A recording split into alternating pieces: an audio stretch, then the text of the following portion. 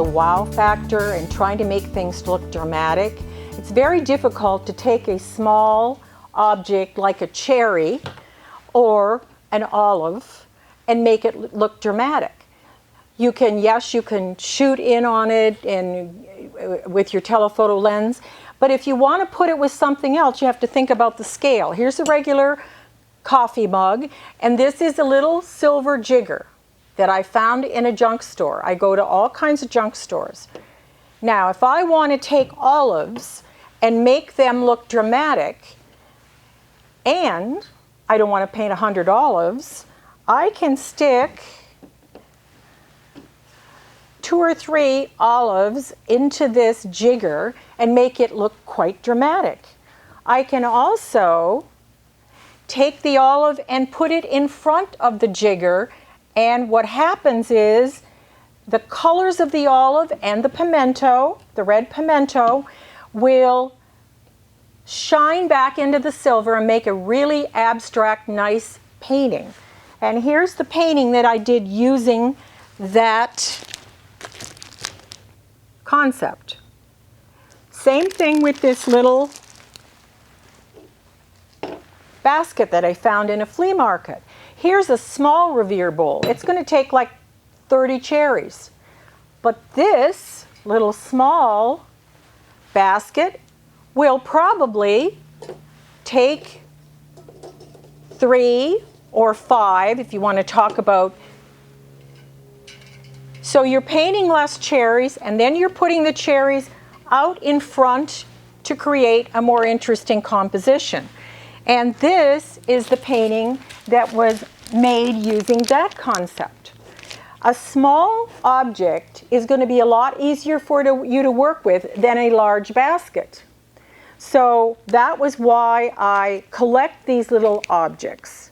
Just a little trick of the trade.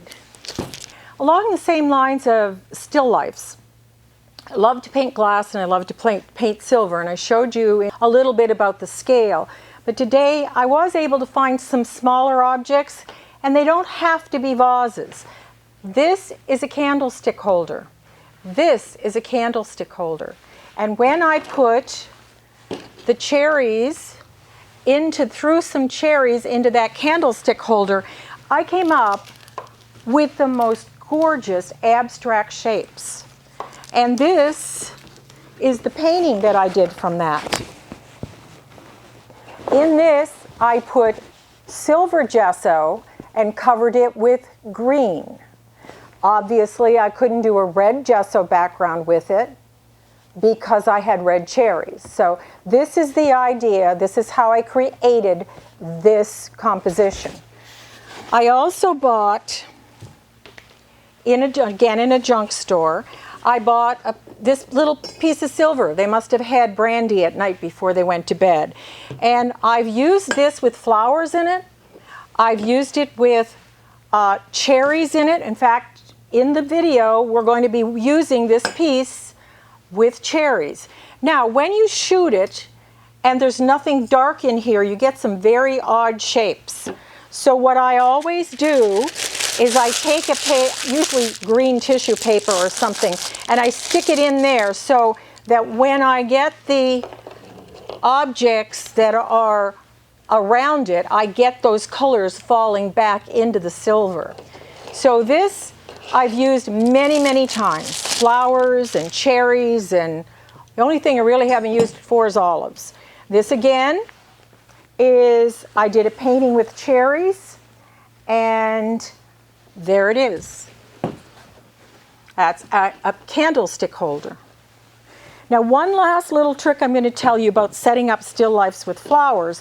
When you put flowers into a vase or whatever it is, and you're looking for interesting shapes, if you take the flower or some of the objects and put them in behind the glass, you're going to get reflections in the glass that create and use some of the colors of the object in the glass.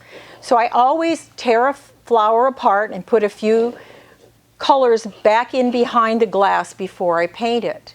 Now, don't go and pick out the most intricate cut piece of glass that you've got. I did that.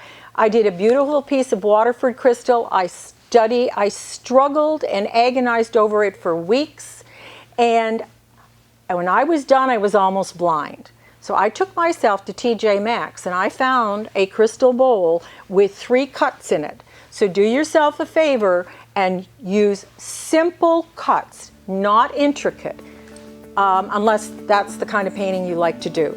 So that's how I set up my still lifes. I don't know if that'll be helpful to you or not, but start looking around your house. You might find some really interesting things.